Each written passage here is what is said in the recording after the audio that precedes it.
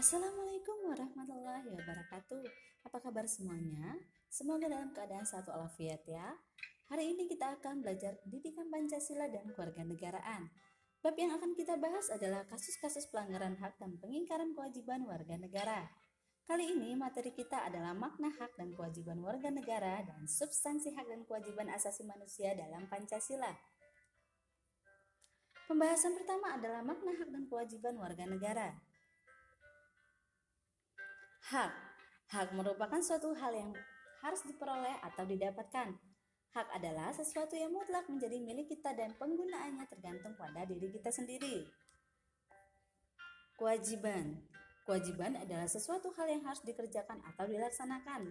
Jika tidak dilaksanakan, dapat mendatangkan sanksi bagi yang melanggar. Hak dan kewajiban warga negara merupakan dua hal yang saling berkaitan. Keduanya memiliki hubungan sebab akibat.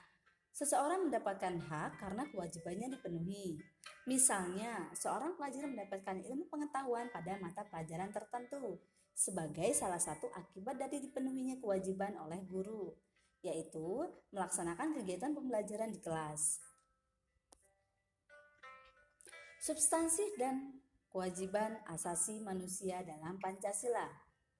Pancasila merupakan ideologi yang mengedepankan nilai-nilai kemanusiaan.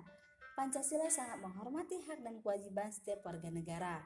Nilai-nilai Pancasila dapat dikategorikan menjadi tiga,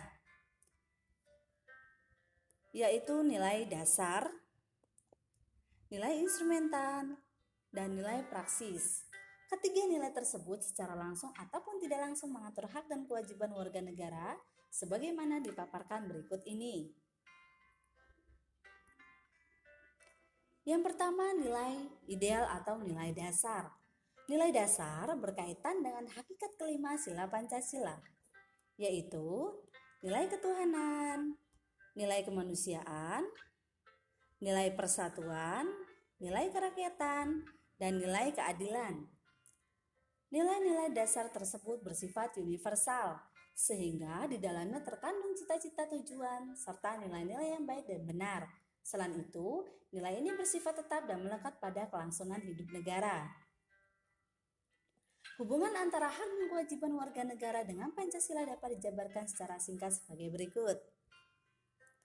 Sila ketuhanan yang Maha Esa menjamin hak warga negara untuk bebas memeluk agama sesuai kepercayaannya serta melaksanakan ibadah sesuai dengan ajaran agamanya masing-masing. Contohnya, tidak memaksakan suatu agama dan kepercayaan kepada orang lain. Sila kemanusiaan yang adil dan beradab menempatkan hak setiap warga negara pada kedudukan yang sama dalam hukum serta memiliki hak-hak yang sama untuk mendapat jaminan dan perlindungan hukum. Contohnya, mengakui persamaan derajat, hak dan kewajiban setiap manusia tanpa membeda-bedakan suku, keturunan, agama, jenis kelamin, dan sebagainya. Sila Persatuan Indonesia menjamin hak-hak setiap warga negara dalam keberagaman yang terjadi kepada masyarakat Indonesia, seperti hak mengembangkan budaya daerah untuk memperkaya budaya nasional. Contohnya, menempatkan kepentingan bangsa dan negara di atas kepentingan pribadi atau golongan. Sila kerakyatan yang dipimpin oleh hikmat kebijaksanaan dalam permusyawaratan perwakilan dicerminkan dalam kehidupan pemerintahan, bernegara, bermasyarakat, dan demokratis. Contohnya, mengutamakan musyawarah mufakat dalam setiap pengambilan keputusan. Sila yang terakhir adalah sila keadilan sosial bagi seluruh rakyat Indonesia.